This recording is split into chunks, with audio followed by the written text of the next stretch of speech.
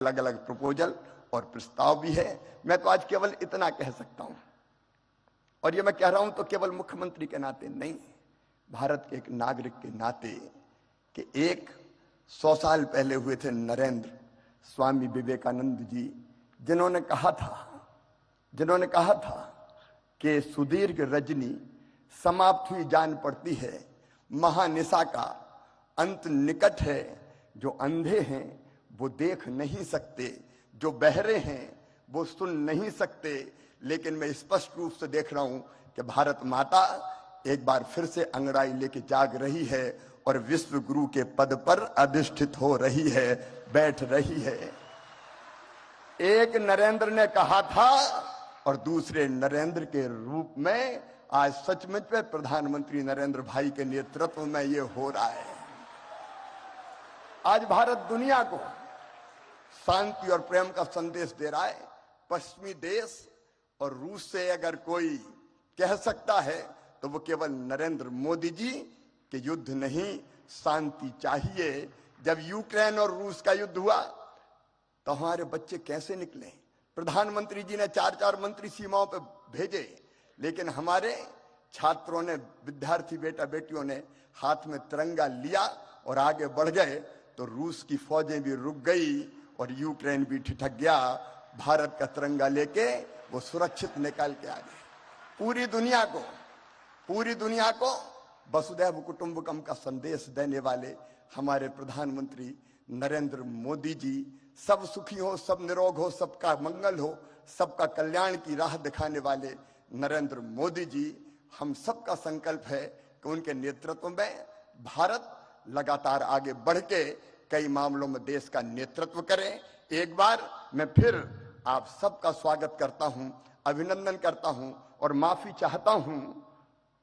हाल छोटा पड़ गया, लेकिन दिल में आपके लिए प्रेम की और स्नेह की कमी नहीं है।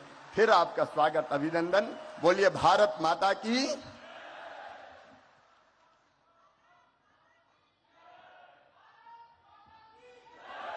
बहुत बहुत धन्यवाद माननीय मुख्यमंत्री Madhya Pradesh.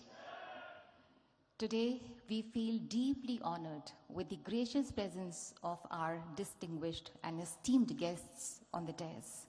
May I now request our guest of honor, His Excellency Mr. Chandrika Prasad Santokhi, President of the Republic of Suriname, to kindly address on the occasion.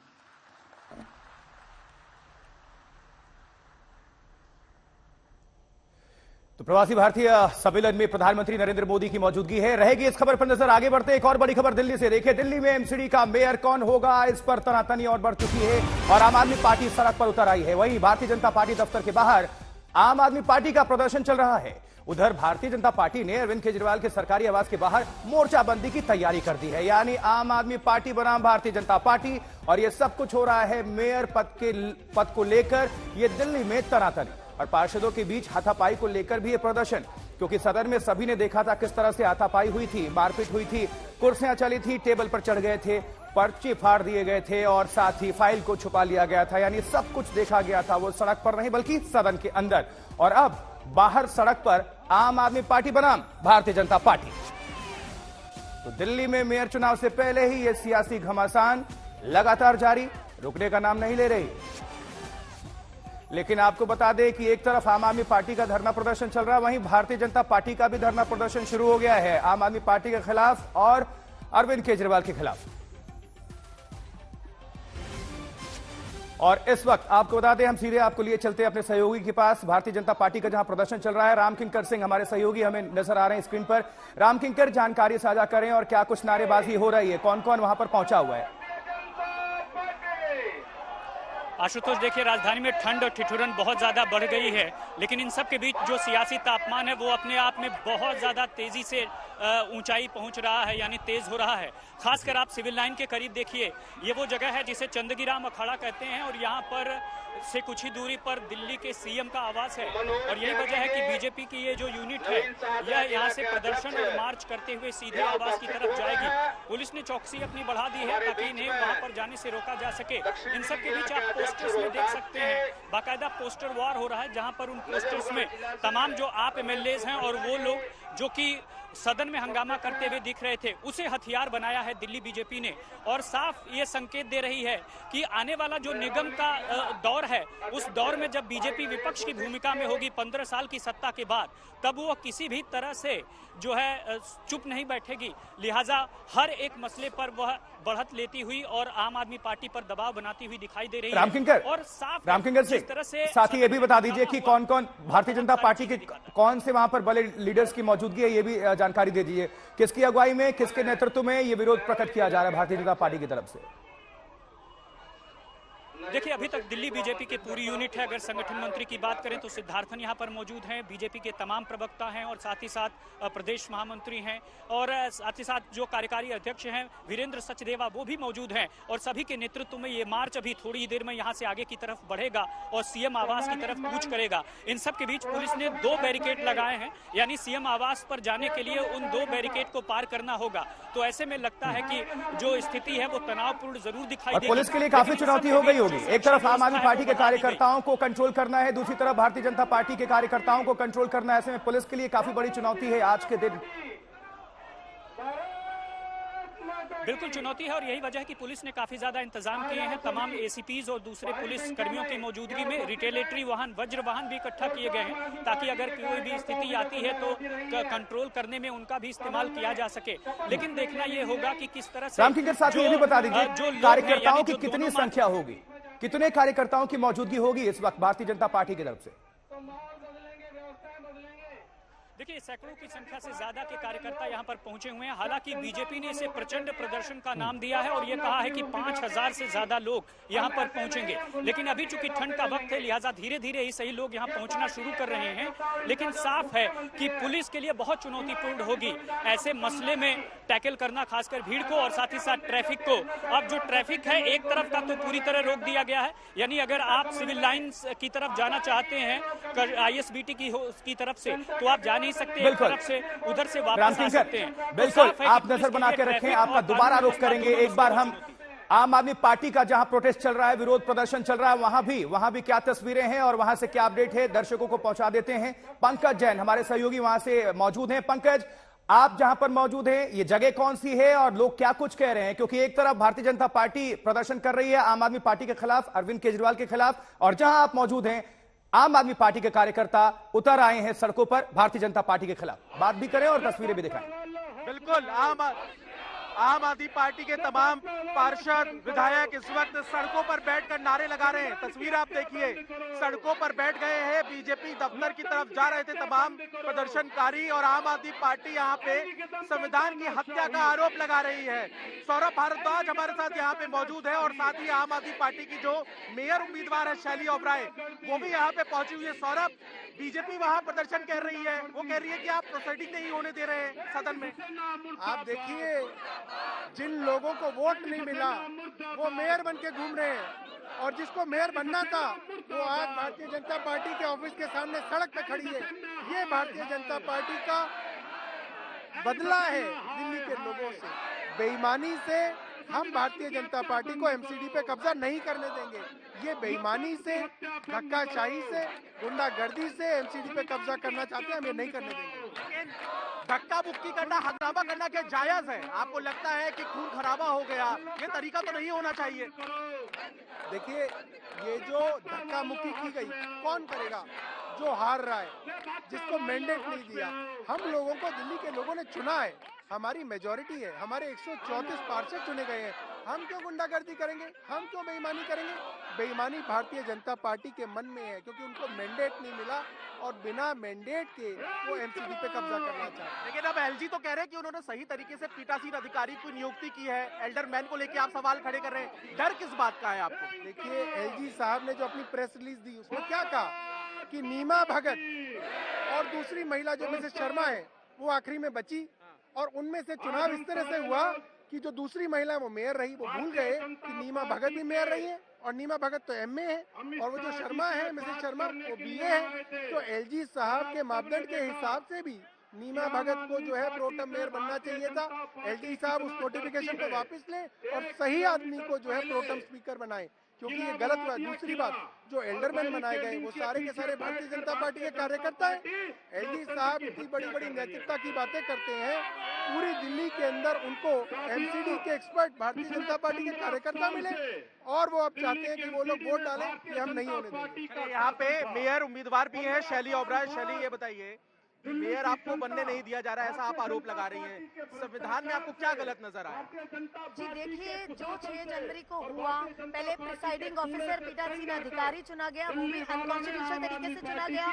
फिर 10 नॉमिनेटेड काउंसलर्स चुने गए, वो भी अनकॉन्स्टिट्यूशनल तरीके से चुने गए। फिर उसके बाद लेकिन पंकज पूछ लीजिए ना कि और साथ ही सवाल की कार्रवाई अभी आगे बढ़ती है, उसके पहले ही किस तरह से यहाँ पर हाथापाई हो गई। लेकिन चलिए, आप बने रहिए हमारे साथ, आपका फिर से रुख करेंगे। लेकिन बड़ी खबर दर्शकों को पहुंचा दे, क्योंकि आम आदमी पार्टी का ये हल्ला बोल है भारतीय जनता पार्टी के खिलाफ, और दफ्तर के बाहर यानी बीजेपी हेडक्वार्टर के बाहर पहुंच गए हैं आम आदमी पार्टी के तमाम सैकड़ों कार्यकर्ता, और वहीं से विरोध प्रदर्शन का दौर ये आपको तस्वीरों में नजर आ रही है। अवैध तरीके से पार्षदों की नियुक्ति का आरोप लगाया जा रहा है। लेकिन दूसरी तरफ भारतीय जनता पार्टी ने भी मोर्चा खोल दिया है आम आदमी पार्टी के खिलाफ, और जमकर नारेबाजी हो रही है। हाथों में बैनर पोस्टर्स लेकर सैकड़ों भारतीय जनता पार्टी के कार्यकर्ता और पार्षद वहां पर पहुंच गए हैं और हल्ला बोल कर रहे हैं अरविंद केजरीवाल के खिलाफ, उनकी पार्टी आम आदमी पार्टी के खिलाफ। और ये देख सकते हैं आप, विरोध प्रदर्शन की जो तस्वीरें हैं आप देख सकते हैं, लिखा हुआ है आपका पाप दिखे लोकतंत्र को, मंदिर में दिखे साफ। प्रचंड प्रदर्शन और तारीख और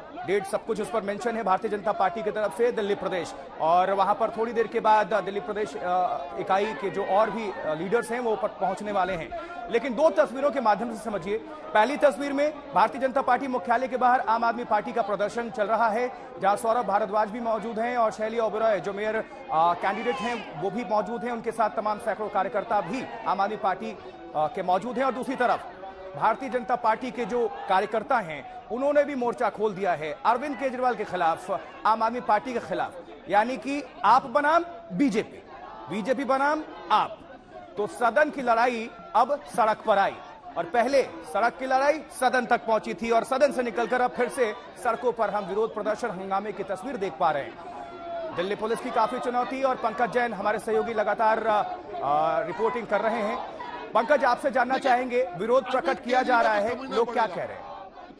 अधिकारी चुना गया। देखिए, बिल्कुल यहाँ पे जो इस वक्त आम आदमी पार्टी की मेयर उम्मीदवार हैं वो संबोधित कर रही है, उन्हें भी सुन लेते हैं। और प्रदर्शन की तस्वीरें आप देख लीजिए, पुलिस ने बैरिकेड लगा के इस पूरे इलाके को रोक लिया है। डीडीयू मार्ग है ये, आईटीयू की तरफ आने जाने वाले रास्ते को बंद कर दिया गया है। पुलिस भारी मशक्कत यहाँ पे कर रही है। सुबह से ही कोहरा था, काफी ठंड, अच्छी खासी तादाद नजर आ रही है। यहाँ पे महिलाओं की संख्या भी हमें ठीक ठाक नजर आ रही है। कुल कितने कार्यकर्ता वहां पर होंगे? इलेक्टेड काउंसलर्स देखिए, हजारों की संख्या में यहाँ पर आम आदमी पार्टी के समर्थक पहुंचे हुए, और इनमें तमाम विधायक भी हैं और पार्षद भी हैं, और जिला लेवल के जितने भी अधिकारी मौजूद हैं आम आदमी पार्टी के, वो सभी यहाँ पे हैं। हम आपको सीधे सुनाते हैं आशुतोष इस वक्त की क्या कह रही हैं आम आदमी पार्टी के उम्मीदवार। जो संविधान के खिलाफ है और जो दिल्ली म्युनिसिपल कॉर्पोरेशन एक्ट के खिलाफ है, उस एक्ट और कॉन्स्टिट्यूशन में जितने भी मनोनीत पार्षद हैं उनको वोटिंग राइट, वोटिंग के अधिकार कभी नहीं दिए गए। तो हम सब जब जब संविधान की धज्जियां उड़ाई जाएंगी, जब जब संविधान की हत्या की जाएगी, तो तब तक हम अपनी लड़ाई लड़ते रहेंगे, अपने इस संघर्ष को जारी रखेंगे। हम ये एलजी साहब से कहना चाहते हैं कि वो एक संवैधानिक कुर्सी पर बैठे हैं। संविधान की रक्षा करना उनका पहला धर्म है, संविधान का सम्मान करना उनकी पहली जिम्मेदारी बनती है। तो हम सब अपने इस संघर्ष को तब तक जारी रखेंगे जब तक एलजी साहब एक ऑफिशियल स्टेटमेंट नहीं दे देते कि जो 10 मनोनीत पार्षद हैं उनको कोई भी वोटिंग राइट। बिल्कुल, शैली ओबराय मेयर पद की कैंडिडेट हैं, प्रत्याशी हैं, अपनी बात को रख रही हैं। और बीजेपी मुख्यालय के बाहर आम आदमी पार्टी का जो प्रदर्शन है, हल्ला बोल है, वो आपको देखने को मिल रहा है। हाथों में बैनर पोस्टर लेकर इनके तमाम जो समर्थक हैं, कार्यकर्ता हैं, वो पहुंचे हुए हैं। और दूसरी तरफ जो दूसरी तस्वीर देख रहे हैं, ये आम आदमी पार्टी के खिलाफ भारतीय जनता पार्टी का हल्ला बोल है। बीजेपी के जो सैकड़ों कार्यकर्ता हैं वो पहुंचे हुए हैं, और इनकी संख्या भी बढ़ती ही जा रही है। यानी आम आदमी पार्टी बनाम भारतीय जनता पार्टी का ये मुकाबला दिल्ली में सियासी घमासान लगातार बढ़ता ही जा रहा है, और ये थमने का नाम तो नहीं ले रहा है, अलबत्ता बढ़ता ही चला जा रहा है। हमारे दो सहयोगी इस वक्त जुड़े हुए हैं राम किंकर सिंह, भारतीय जनता पार्टी का जहां हल्ला बोल चल रहा है, प्रदर्शन हो रहा है, वहीं पर उनकी मौजूदगी है। राम किंकर सिंह, तस्वीरों को दिखाएं, जानकारी साझा करें और ये भी बता दें कौन कौन लीडर्स पहुंचे हुए हैं, और लोगों से चाहें तो जल्दी से आप बात भी कर सकते हैं। राम किंकर।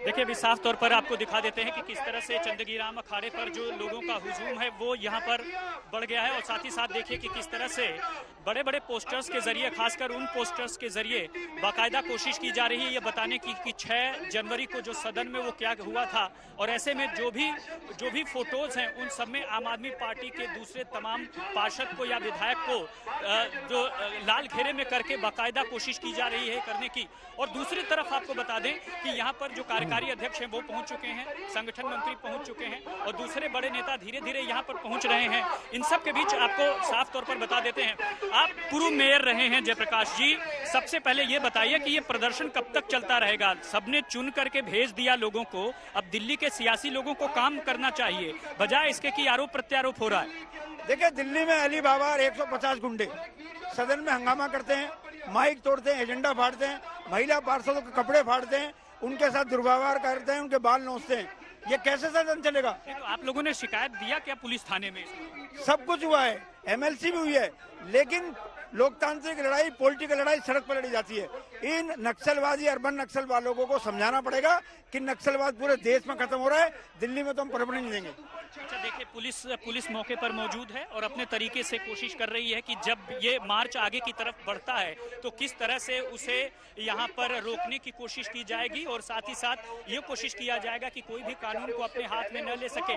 इन सब के बीच आपको बता दें कि बाकायदा अलग अलग मोर्चों पर अब लगता है कि कुछ इसी तरह से जो प्रदर्शन है वो लगातार होता रहेगा, और जब तक मेयर और उपमेयर का चुनाव नहीं होता। इन सब के बीच एक खास अपडेट आपको बता दूं कि बाकायदा पीठासीन अधिकारी ने रिपोर्ट बना ली है, अपनी ड्राफ्ट रिपोर्ट बना ली है, बहुत जल्दी अब LG को भी दिया जाएगा। यानी सदन में जो 6 जनवरी को हंगामा हुआ था उस पर अब क्या कार्रवाई होगी क्या नहीं होगी, इसका फैसला अब LG को लेना है। यही वजह है कि आम आदमी पार्टी और बीजेपी अपने अपने तरीके से कोशिश कर रही है ये दिखलाने की कि वह अपने स्तर पर सही थे। तो अब देखना है कि LG क्या करते हैं, और ऐसे में 1-2 दिन में रिपोर्ट अगर पहुंच जाएगी उसके बाद साफ होगा कि जो सदन की अगली बैठक है वो क्या होगी।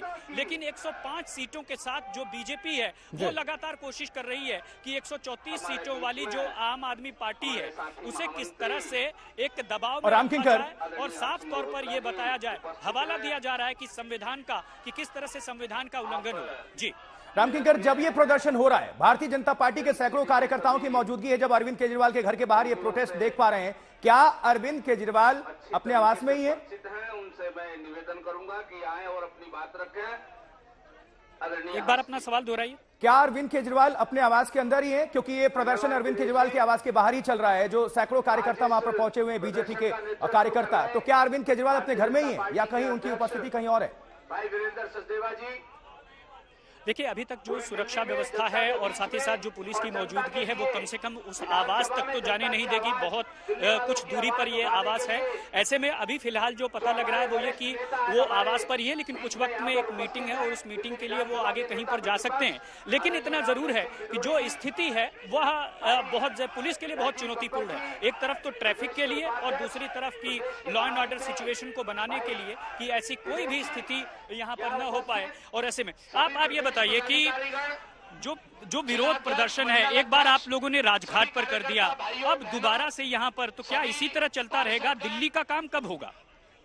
ये तो माननीय केजरीवाल जी को सोचना चाहिए कि उनके जो पार्षद हैं उनको बाबा साहब अम्बेडकर का जो संविधान मानना है या नहीं, ये तय उनको करना है। हम तो अपनी बात संवैधानिक तरीके से। कैसे उल्लंघन हुआ आपके हिसाब से? कैसे? जब वहाँ पर पीठासीन अधिकारी ने वहाँ पर शपथ दिला रहे थे, एल्डरमैन पहले दे या पार्षद बाद में दे, ऐसे कोई फर्क पड़ने वाला नहीं था।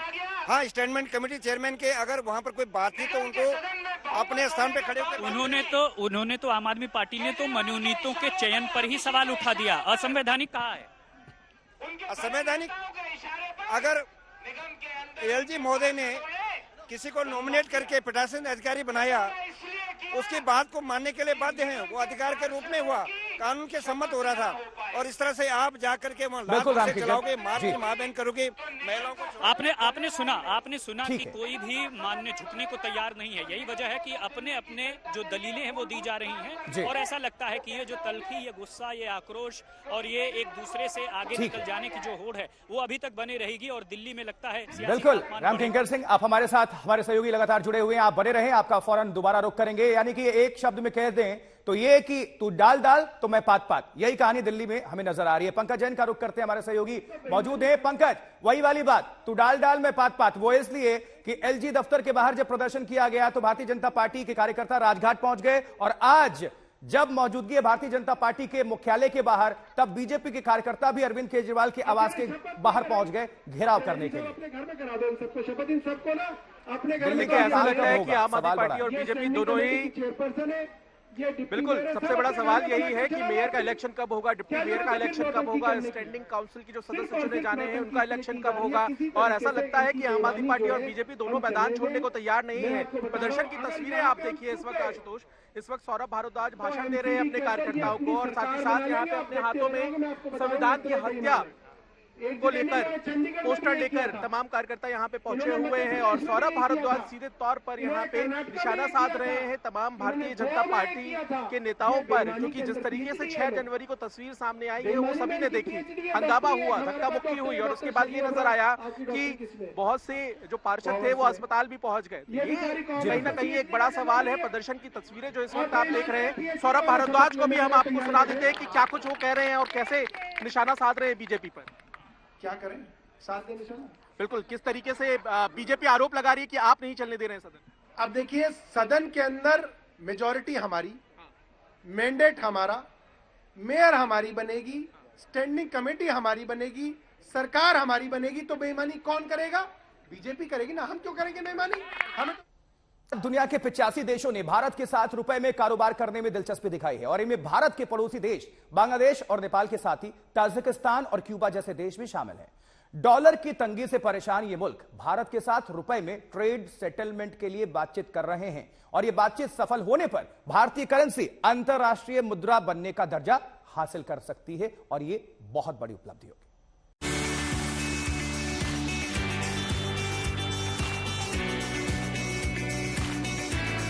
कोरोना महामारी और महंगाई जैसी मुसीबतों से लड़ने के बावजूद भारत की विकास की रफ्तार अब थमने वाली नहीं है। भारत को दुनिया में अलग पहचान देने और कारोबार को बढ़ाने के लिए भारत ने रुपए को इंटरनेशनल करेंसी बनाने की पहल शुरू की है, जिसकी कामयाबी देखकर कहा जा सकता है कि वो दिन दूर नहीं जब भारत दुनिया की दूसरी महाशक्ति के रूप में अपनी पहचान बनाएगा। रूस की भारतीय रुपए में विदेशी व्यापार शुरू करने वाला पहला देश बनने के कुछ दिन बाद अब लगभग 35 देशों ने रुपए में व्यापार करने में रुचि दिखाई है। आरबीआई ने जुलाई 2022 में विदेशों से ब्याज बढ़ाने और डॉलर पर निर्यात घटाने के लिए रुपए में व्यापार प्रस्ताव दिया था। रूस और श्रीलंका के बाद रुपए में व्यापार करने में जो देश इच्छुक हैं उनमें बांग्लादेश, नेपाल और म्यांमार जैसे पड़ोसी देश शामिल हैं। रिपोर्ट्स की माने तो तजाकिस्तान, क्यूबा, लग्जमबर्ग और सूडान भी रुपए में ट्रेड सेटलमेंट करने के लिए बातचीत कर रहे हैं। समाचार एजेंसी रॉयटर्स की एक रिपोर्ट के मुताबिक इन चारों देशों ने रुपए में ट्रेड सेटलमेंट के लिए विशेष वोस्ट्रो खाते में रुचि दिखाई है। रुपए में अंतर्राष्ट्रीय व्यापार को मान्यता मिलने से भारत को कई मोर्चों पर फायदा होने की उम्मीद है। अगर ये सफल रहा तो कच्चे तेल के साथ आयात की जाने वाली ज्यादातर चीजों का भुगतान रुपए के जरिए से ही किया जाएगा। अभी भारत इसके लिए हर साल अरबों डॉलर खर्च करता है। इसके अलावा कई विदेशी लेन देन का भुगतान डॉलर में किया जाता है। हालांकि रुपए में कारोबार करना इतना भी आसान नहीं है। इसके खरीदार मिलना अक्सर मुश्किल होता है। दूसरी तरफ भारतीय रुपए की तुलना में यूएसडी की मांग ज्यादा है। आइए अब जानते हैं कि रुपए में व्यापार समझौता कैसे काम करेगा। भारत का रुपया व्यापार सेटलमेंट मैकेनिज्म अंतर्राष्ट्रीय लेन देन के लिए डॉलर और अन्य बड़ी मुद्राओं के बजाय रुपए का उपयोग करने का एक तरीका है। आयात और निर्यात के लिए देशों को विदेशी मुद्रा में भुगतान करना पड़ता है, लेकिन पिछले कुछ महीनों में डॉलर के मजबूत होने से दुनिया भर के कई देशों के लिए आयात महंगा हो रहा है। रुपए में व्यापार के लिए वेस्ट्रो खाते की मदद से कोई भी देश भारत के साथ आयात या निर्यात का मूल्य चुकाने के लिए रुपए का इस्तेमाल कर सकता है। आइए समझते हैं कि वेस्ट्रो खाता कैसे काम करेगा। एक विदेशी कॉरेस्पॉन्डेंट बैंक को एक एजेंट के रूप में कार्य करने के लिए वेस्ट्रो अकाउंट बनाया जाता है।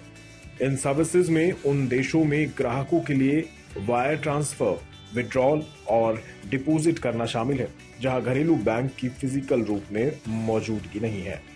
विदेशी कॉरेस्पॉन्डेंट बैंक घरेलू बैंक की ओर से ट्रेजरी सर्विस भी कर सकता है और अंतर्राष्ट्रीय व्यापार में तेजी ला सकता है। कॉरेस्पॉन्डेंट बैंक घरेलू बैंक से वेस्ट्रो अकाउंट से जुड़ी सर्विस के लिए चार्ज भी लेता है। जहां एक तरफ पूरी दुनिया पर मंदी के बादल घिरते नजर आ रहे हैं, ऐसे में कारोबार को आगे बढ़ाने की हर मुमकिन कोशिश करना जरूरी है और इसी दिशा में रुपए को अंतर्राष्ट्रीय दर्जा देने के लिए उठाया गया एक कदम काफी अहम साबित हो सकता है और सरकार की इस तरह की नीतियों के बल पर देश को विकास के रास्ते पर आगे बढ़ाया जा सकता है। ब्यूरो रिपोर्ट, आज तक। देखिए खबर दिल्ली से, क्योंकि दिल्ली में एमसीडी का मेयर कौन होगा, इस पर तनातनी और बढ़ चुकी है। घमासान जारी है और आम आदमी पार्टी सड़क पर उतर आई है। तो भारतीय जनता पार्टी इस वक्त अरविंद केजरीवाल के आवास के बाहर हल्ला बोल कर रही है। जी हां, बीजेपी ने केजरीवाल के सरकारी आवास के बाहर मोर्चाबंदी कर दी है, लेकिन दिल्ली में मेयर कौन, इसी को लेकर यह सियासी घमासान, जो कि अब सदन से निकलकर सड़क तक ये लड़ाई आ गई है और आप बनाम भारतीय जनता पार्टी के बीच ये सियासी तकरार और तनातनी। पार्षदों के बीच हाथापाई को लेकर भी प्रदर्शन, और देख सकते हैं ये बैनर पोस्टर, इसमें लिखा हुआ है साफ, सभी लोग अपने अपने हिसाब से आरोप लगा रहे हैं। एक दूसरे पर आरोप प्रत्यारोप का सिलसिला ये लगातार जारी है। तो दिल्ली में ये राजनीतिक घमासान लगातार जारी, इस पे ब्रेक नहीं लग रहा है। अब दो तस्वीरों को रख रहे हैं, एक तरफ आम आदमी पार्टी के सपोर्टर्स नजर आ रहे हैं, दूसरी तरफ बीजेपी के सपोर्टर्स नजर आ रहे हैं और दोनों एक दूसरे के खिलाफ, यानी आप बनाम बीजेपी की लड़ाई। तो पहले मेयर पद को लेकर हंगामा, अब धरना प्रदर्शन। वहां तुम्हारा काम ठीक हो जाएगा। अब सेंट्रल में क्या करेंगे? कह रहे काम करते हैं सेंट्रल में 2 दे देंगे, मगर सर 2 से तो बराबर हो जाएंगे कांग्रेस और मतलब बीजेपी और आम आदमी पार्टी, तो सेंट्रल में बराबर होगा। फिर कैसे काम चलेगा जी साहब? ऐसा करो, उसमें चिंता क्या है? कांग्रेस की एक पार्षद है, उसको हज कमेटी में दे देते हैं, उसकी वोट भी दिलवा देंगे तुम्हें। तो एलजी साहब इस लेवल पे, एलजी साहब इस लेवल पे सेटिंग करने में लगे हुए कि सेंट्रल जोन में कैसे बीजेपी का जोन का चेयरमैन बन जाए, सेंट्रल जोन से कैसे कोई मेंबर स्टैंडिंग कमेटी में चला जाए बीजेपी का, उसके लिए क्या गणित लगा सकते हैं, क्या डर्टी पॉलिटिक्स कर सकते हैं, उस तक में एलजी साहब शामिल है। सोचिए ये पद, इतना बड़ा संवैधानिक पद को कहां गिरा के लेके आए हमारे एलजी साहब। ये स्टैंडर्ड बचा है हमारा। अब आज जो है कई सारे लोगों को कह रखा है कि भाई क्या आम आदमी पार्टी डर गई, आम आदमी पार्टी सदन नहीं चलने दे रही, इसका मतलब आम आदमी पार्टी डर गई। अब ये क्या बात हुई? बेईमानी बीजेपी कर रही है, हम उनकी बेईमानी चलने दें तो हम साहसी हैं, तो हम बहुत वीर हैं, और हम उनकी बेईमानी पकड़ ले हाथ करके तो कह रहे हैं तुम डर गए। ये एक नई परिभाषा मैंने इस दुनिया में सुनी कि भाई बेईमानी चलने दो, आंख पे पट्टी बांध लो तो तुम वीर हो, और तुम किसी की बेईमानी पकड़ लो तो तुम डर गए। देखिए अरविंद केजरीवाल को समझना पड़ेगा, तो कानून के हिसाब से, आपके हिसाब से कानून नहीं चलेगा, कानून तो कॉन्स्टिट्यूशन के हिसाब से चलेगा, और कॉन्स्टिट्यूशन कहता है कि सेक्शन 3 में अरविंद अपना लेफ्टिनेंट गवर्नर जो एडमिनिस्ट्रेटर है उनको पूरा अधिकार है चुनने का बनोनी पार्षद। आपको डर किस बात का है? आपको डर इस बात का है कि कहीं अभी क्रॉस वोटिंग ना कर दे। हाउस के अंदर जिस प्रकार से कानून का उल्लंघन हुआ, ये देखिए फोटोग्राफ, इनके अपने विधायक, इनके अपने पार्षद जिस प्रकार से वहां धक्का मुक्की करी, मैन हैंडलिंग करी, लोगों से हिंसा करी, हमारे 7 पार्षदों को चोटें आई हैं, अपना उनका फ्रैक्चर हुआ है। ये दिखाता है कि अरविंद केजरीवाल को कानून पर विश्वास नहीं है। हमारी मांग है कि तुरंत से तुरंत हाउस को बुलाएं, तुरंत से तुरंत ओथ होनी चाहिए और मेयर, डिप्टी मेयर और स्टैंडिंग कमेटी का चुनाव होना चाहिए इमीडिएटली। तो दोनों ही पार्टियां एक दूसरे के खिलाफ मैदान में उतर आई हैं, यानी कि आप बनाम बीजेपी की ये लड़ाई जो कि लगातार जारी है। चलिए, हमारे दो सहयोगी हमारे साथ जुड़ रहे हैं। रामकिंकर सिंह इस वक्त मौजूद है दिल्ली में, जहां पर अरविंद केजरीवाल के सरकारी आवास के बाहर बीजेपी के कार्यकर्ता उतरे हुए सड़कों पर। रामकिंकर, पहले आपका रुख कर लेते हैं। क्या अभी तस्वीरें, कौन कौन पहुंचा हुआ है और किस तरह से वहां पर कार्यकर्ता अपनी बात को रख रहे हैं? देखिए, अभी तक मार्च में धीरे धीरे ही जो है संख्या बहुत तेजी के साथ बढ़ रही है। आप तस्वीरों में देखिए कि जो महिलाएं हैं वो खास करके बहुत ज्यादा संख्या में यहाँ पर धीरे धीरे पहुंचना शुरू हो गई हैं। सबके हाथ में पोस्टर, बैनर और झंडा है और खासकर मुद्दा यहाँ पर यही बनाया जा रहा है कि किस तरह से पीठासीन अधिकारी जो कि बीजेपी की पार्षद रही हैं और गौतमपुरी वार्ड से आती हैं, उनके साथ जो बदसलूकी हुई, अभी यहाँ पर जो भाषण चल रहा था उसमें बार बार इसको याद दिला करके महिलाओं से बातचीत के और विरोध प्रदर्शन करने की बात कही जा रही थी। और आप देखते हैं कि वक्त के साथ जो संख्या बल है वो बढ़ रहा है, पोस्टर्स की संख्या बढ़ रही है, झंडे बढ़ रहे हैं और धीरे धीरे ही सही यह अपने तरीके से आगे की तरफ बढ़ेगा, जहां पर सीएम आवास के करीब बैरिकेड लगा है। यही वजह है, आपको बता दें कि यहाँ पर जो उम्मीदवार हैं खासकर मेयर की बीजेपी की तरफ से रेखा गुप्ता, वो यहाँ पर मौजूद हैं और साथ ही साथ जो प्रदेश के बड़े नेता हैं वो यहाँ पर मौजूद हैं, संगठन मंत्री मौजूद हैं, अलग अलग मोर्चों के जिलाध्यक्ष मौजूद हैं और साफ तौर पर अपने तरीके से अपना विरोध प्रदर्शन में हिस्सा ले रहा है और सबका यही कहना है कि वह पुरजोर विरोध प्रदर्शन आज करेंगे और इस आवाज को कम से कम सीएम आवास तक जरूर पहुंचाएंगे। बिल्कुल रामकिंकर सिंह, आप बने रहे हमारे साथ, हर तस्वीर को आप दर्शकों तक साझा कर रहे हैं। अब हम चलते हैं पंकज जैन का। पंकज, आपकी मौजूदगी है आम आदमी पार्टी के कार्यकर्ताओं के साथ बीजेपी हेडक्वार्टर पर, जो कि विरोध प्रकट कर रहे हैं। रामकिंकर सिंह ने वहां पर हालात को बता दिया, आपके पास क्या तस्वीरें हैं? क्योंकि ये जंग तो लगातार बढ़ती जा रही है, सीधी लड़ाई आप बनाम बीजेपी। बिल्कुल, देखिए तस्वीर यहाँ देखिए, पूरे इलाके को छावनी में तब्दील कर दिया गया है। पुलिस यहाँ पे तैनात है, फोर्स देखिए, ये फोर्स यहाँ पे तैनात है। पूरे रास्ते को ब्लॉक कर दिया गया था और जिस तरह से आम आदमी पार्टी पिछले 1 घंटे से यहाँ पे प्रदर्शन कर रही है, कहीं ना कहीं उनकी मांग यही है कि नई तारीखों की घोषणा की जाए एलजी के द्वारा चुनाव को लेकर। लेकिन सवाल यही है कि तारीखों की घोषणा हो भी गई, कार्रवाई शुरू हो भी गई, तो क्या हंगामा नहीं होगा? हमारे साथ आम आदमी पार्टी के नेता कार्यकर्ता यहाँ पे मौजूद है। क्या मांग आप लोग कर रहे हैं? देखिए, हम ये मांग ये कर रहे हैं कि जब लोकतंत्र में जनता ने हमारी पार्टी को चुनकर भेजा है, तो जिस तरीके से बीजेपी असंवैधानिक तरीके से अपने जो मनोनीत निगम पार्षद चुन लिए, फिर उन्हें गैर संवैधानिक तरीके से सबसे पहले शपथ कराई जा रही थी, तो किसी तरीके आप देखिए कि जनता में ये मैसेज जा रहा है कि जो बीजेपी है वो लोकतंत्र की हत्या कर रही है, वो पूरी गुंडागर्दी पे उतर आई है और सबको पता है कि जिस तरीके से वो कार्य कर रही है या जिस तरीके की वो चीजें कर रही है, उससे नुकसान सिर्फ दिल्ली वालों का होने वाला है। बिल्कुल, क्योंकि सवाल ये भी है कि कामकाज कब शुरू होगा, एमसीडी छोटे मोटे। चलिए, दिल्ली की इस खबर पर नजर रहेगी, लेकिन आगे बढ़ते मध्य प्रदेश के इंदौर आप सभी दर्शकों को लिए चलते हैं, जहां प्रधानमंत्री नरेंद्र मोदी की मौजूदगी है। विदेश मंत्री श्री एस जयशंकर जी, मंत्रिमंडल के अन्य सहयोगीगण और प्रवासी भारतीय दिवस सम्मेलन में विश्व भर से पधारे मेरे प्रिय भाइयों और बहनों, आप सभी को 2023 की मंगल कामनाएं। करीब 4 वर्षों के बाद प्रवासी भारतीय दिवस सम्मेलन एक बार फिर अपने मूल स्वरूप में अपनी पूरी भव्यता के साथ हो रहा है। अपनों से आमने सामने की मुलाकात का, आमने सामने की बात का अपना अलग ही आनंद भी होता है और उसका महत्व भी होता है। मैं आप सभी का 130 करोड़ भारतवासियों की ओर से अभिनंदन करता हूं, स्वागत करता हूं। भाइयों बहनों, यहां उपस्थित प्रत्येक प्रवासी भारतीय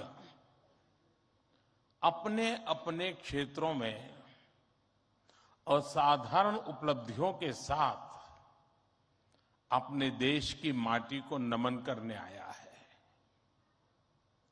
और ये प्रवासी भारतीय सम्मेलन मध्य प्रदेश की उस धरती पर हो रहा है जिसे देश का हृदय क्षेत्र कहा जाता है। एमपी में मां नर्मदा का जल, यहां के जंगल, आदिवासी परंपरा, यहां का आध्यात्म, ऐसा कितना कुछ है जो आपकी इस यात्रा को अविस्मरणीय बनाएगा। अभी हाल ही में पास ही उज्जैन में भगवान महाकाल के महालोक का भी भव्य और दिव्य विस्तार हुआ है। मैं आशा करता हूं आप सब वहां जाकर भगवान महाकाल का आशीर्वाद भी लेंगे और उस अद्भुत अनुभव का हिस्सा भी बनेंगे। साथियों, वैसे हम सभी अभी जिस शहर में हैं वो भी अपने आप में अद्भुत है।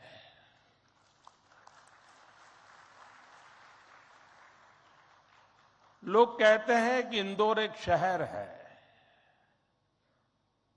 लेकिन मैं कहता हूं इंदौर एक दौर है। ये वो दौर है जो समय से आगे चलता है फिर भी विरासत को समेटे रहता है। इंदौर ने स्वच्छता के क्षेत्र में देश में एक अलग पहचान स्थापित की है। खाने पीने के लिए अपन इंदौर, अपन का इंदौर,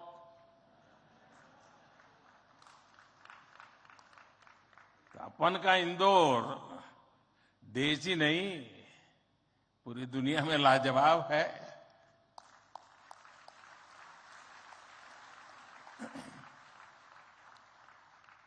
इंदौरी नमकीन का स्वाद, यहाँ के लोगों के यहाँ पर जो पोहे का पैशन है, साबूदाने की खिचड़ी, कचौरी, समोसे, शिकंजी, जिसने भी इसे देखा उसके मुंह का पानी नहीं रुका। और जिसने इन्हें चखा उसने कहीं और मुड़कर नहीं देखा।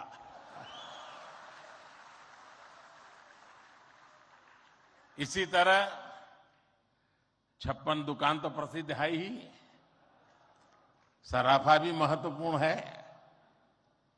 यही वजह है कि कुछ लोग इंदौर को स्वच्छता के साथ साथ स्वाद की राजधानी भी कहते हैं। मुझे विश्वास है यहां के अनुभव आप खुद भी नहीं भूलेंगे और वापस जाकर दूसरों को यहां के बारे में बताना भी नहीं भूलेंगे। फ्रेंड्स, दिस प्रवासी भारतीय दिवस is special in many ways. We celebrated 75 years of India's independence just a few months ago. Our digital exhibition related to our freedom struggle has been organized here. It brings the glorious era in front of you again. Friends, the nation has entered the Amrit Kaal of the next 25 years. Our Pravasi Bharatiyas have significant place in this journey. India's unique global vision and its important role in the global order will be strengthened by you people. साथियों, हमारे यहां कहा जाता है स्वदेशो भुवनत्रयम्, अर्थात हमारे लिए पूरा संसार ही हमारा स्वदेश है। मनुष्य मात्र ही हमारा बंधु बांधव है। इसी वैचारिक बुनियाद पर हमारे पूर्वजों ने भारत के सांस्कृतिक विस्तार को आकार दिया था। हम दुनिया के अलग अलग कोनों में गए, हमने सभ्यताओं के समागम की अनंत संभावनाओं को समझा। हमने सदियों पहले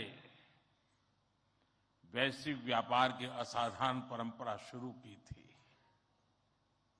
हम असीम लगने वाले समंदरों के पार गए, अलग अलग देशों, अलग अलग सभ्यताओं के बीच व्यावसायिक संबंध कैसे साझी समृद्धि के रास्ते खोल सकती है, भारत ने और भारतीयों ने करके दिखाया। आज अपने करोड़ों प्रवासी भारतीयों को जब हम ग्लोबल मैप पर देखते हैं तो कई तस्वीरें एक साथ उभरती हैं। दुनिया के इतने अलग अलग देशों में जब भारत के लोग एक कॉमन फैक्टर की तरह दिखते हैं तो वसुधैव कुटुंबकम की भावना उसके साक्षात दर्शन होते हैं। दुनिया के किसी एक देश में जब भारत के अलग अलग प्रांतों, अलग अलग क्षेत्रों के लोग मिलते हैं तो एक भारत श्रेष्ठ भारत का सुखद एहसास भी होता है। दुनिया के अलग अलग देशों में जब सबसे शांतिप्रिय, लोकतांत्रिक और अनुशासित नागरिकों की चर्चा होती है तो मदर ऑफ डेमोक्रेसी होने का भारतीय गौरव अनेक गुना बढ़ जाता है। और जब हमारे इन प्रवासी भारतीयों के योगदान का विश्व आकलन करता है तो उसे सशक्त और समर्थ भारत, इसकी आवाज सुनाई देती है।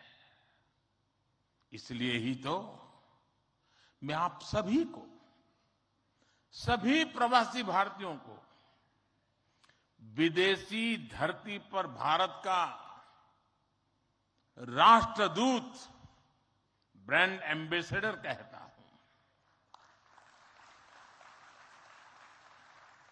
सरकारी व्यवस्था में राजदूत होते हैं, भारत की महान विरासत में आप राष्ट्रदूत होते हैं। Friends, your role as India's brand ambassador is diverse. You are brand ambassadors of Make in India. You are brand ambassadors of yoga and Ayurveda. You are also brand ambassadors of India's cottage industries and handicrafts. At the same time, you are also brand ambassadors of India's millets. You would already know that 2023 has been declared by the United Nations as the International Year of Millets. I appeal to you to take some millets products with you while returning. You also have another important role to play in these rapidly changing times. You are the people who will address the world's desire to know more about India.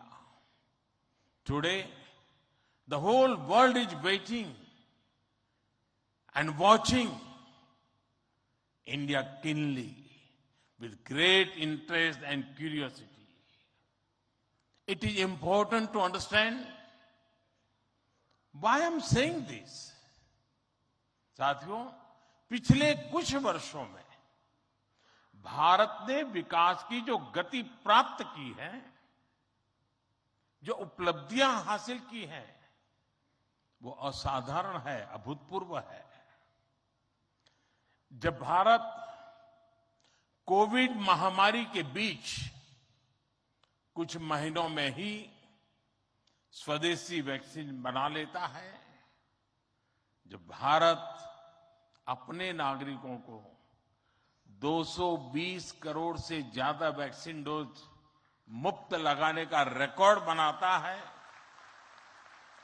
जब वैश्विक अस्थिरता के बीच भी भारत विश्व की उभरती अर्थव्यवस्था बनता है, जब भारत विश्व की बड़ी इकोनॉमी से कॉम्पीट करता है, टॉप 5 इकोनॉमी में शामिल होता है, जब भारत दुनिया का तीसरा सबसे बड़ा स्टार्टअप इकोसिस्टम बनता है, जब मोबाइल मैन्युफैक्चरिंग जैसे क्षेत्रों में, इलेक्ट्रॉनिक मैन्युफैक्चरिंग के क्षेत्र में मेक इन इंडिया का डंका बजता है, जब भारत अपने दम पर Tejas fighter plane, aircraft carrier, INS Vikrant और अरिहंत जैसी न्यूक्लियर सबमरीन बनाता है, तो स्वाभाविक है दुनिया और दुनिया के लोगों में क्यूरियोसिटी होती है कि भारत क्या कर रहा है, कैसे कर रहा है।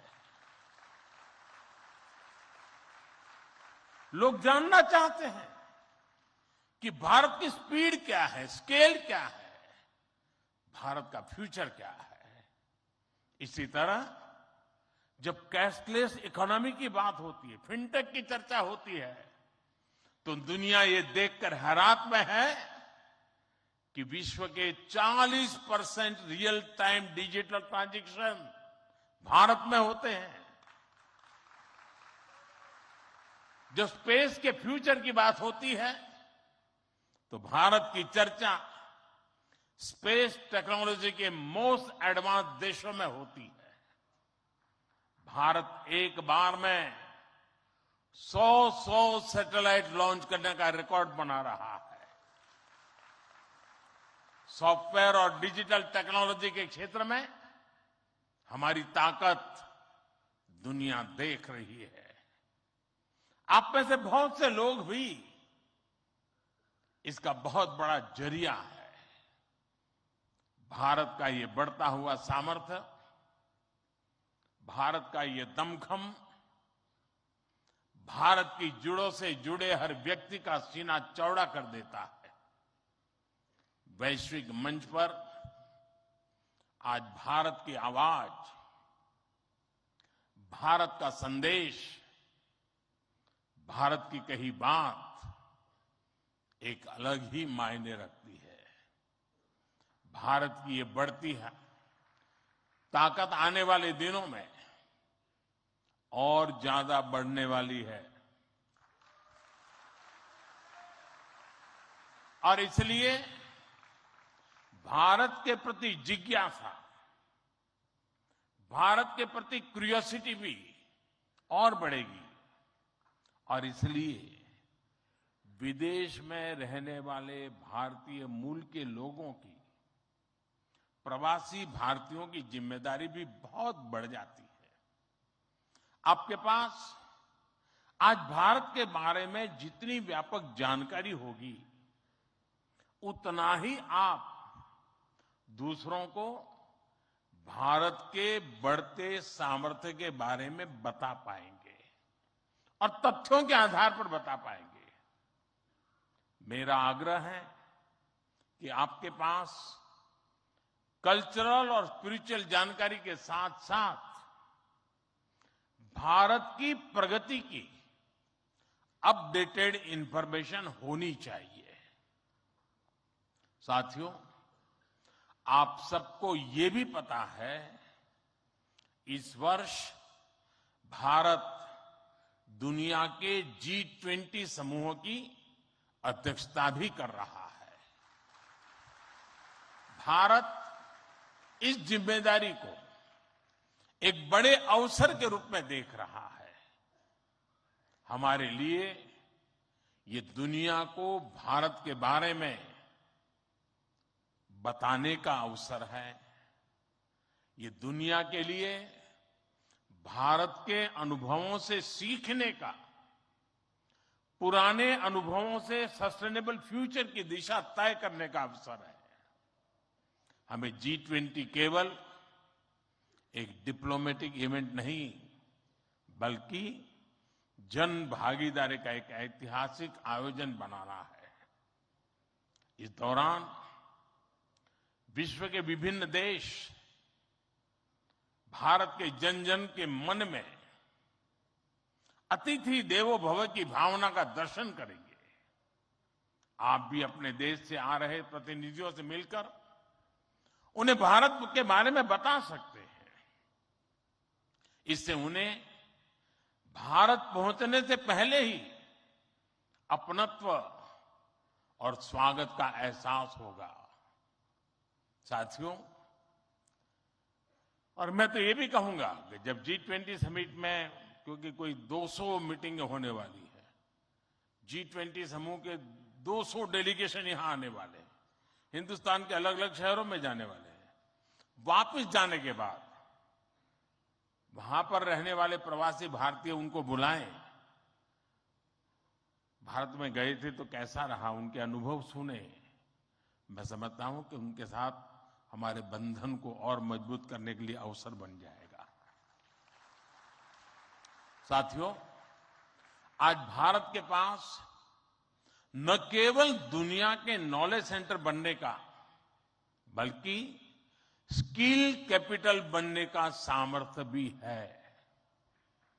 आज भारत के पास सक्षम युवाओं की एक बड़ी तादाद है। हमारे युवाओं के पास स्किल भी है, वैल्यूज भी है और काम करने के लिए जरूरी जज्बा और ईमानदारी भी है। भारत की ये स्किल कैपिटल दुनिया के विकास का इंजन बन सकती है।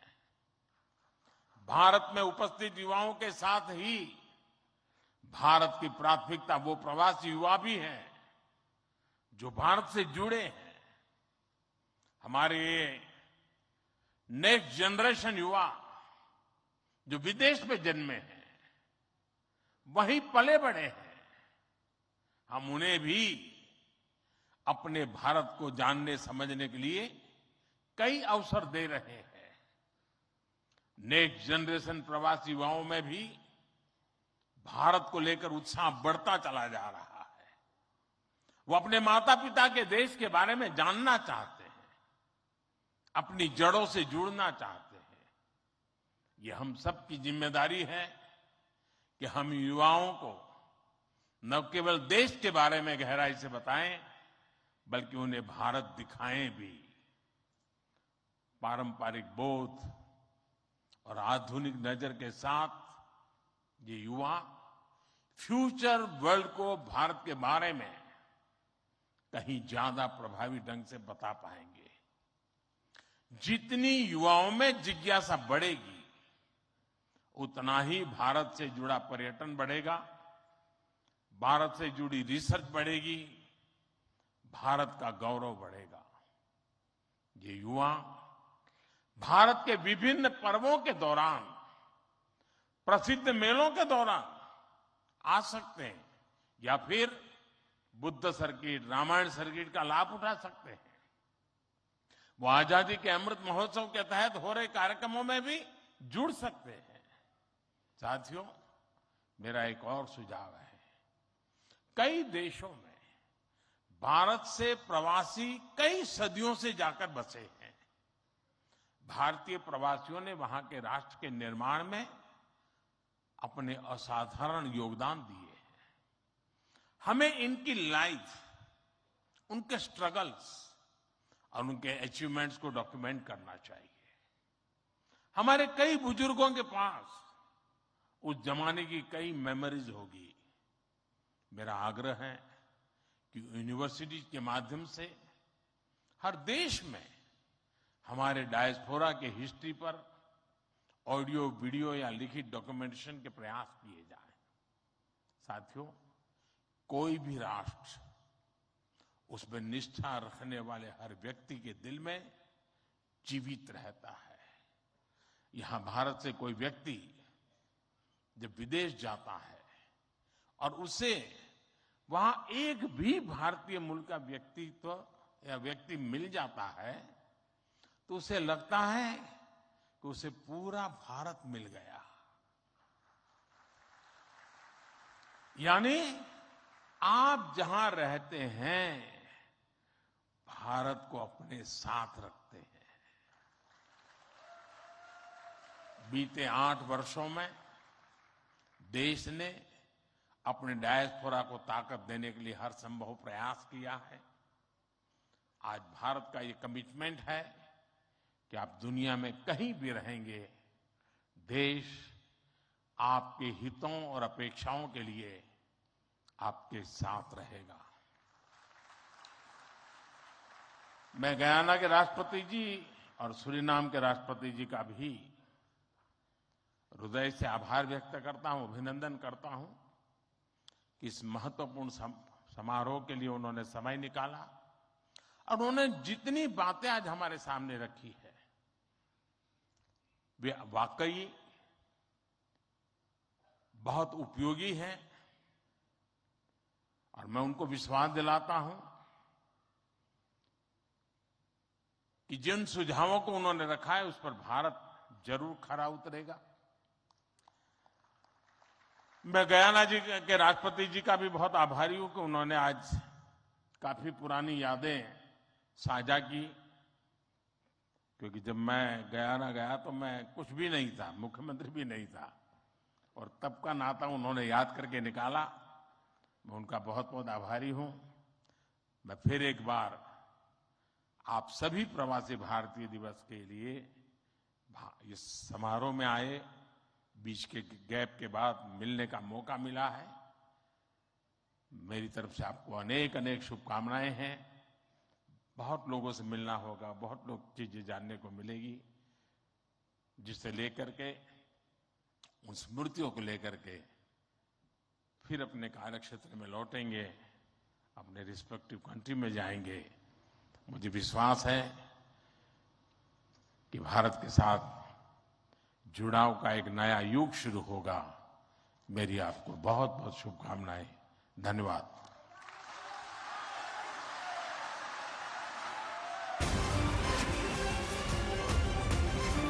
प्रधानमंत्री नरेंद्र मोदी की मौजूदगी है इंदौर में और इस वक्त देखिए क्या कह रहे हैं। भारत में विकास की गति असाधारण है। प्रधानमंत्री नरेंद्र मोदी का कहना है भारत वैक्सीनेशन का रिकॉर्ड बनाता है। दुनिया की निगाहें आज भारत पर टिकी हुई हैं। उम्मीद और आशा भरी निगाहों से देख रही है पूरी दुनिया आज भारत को।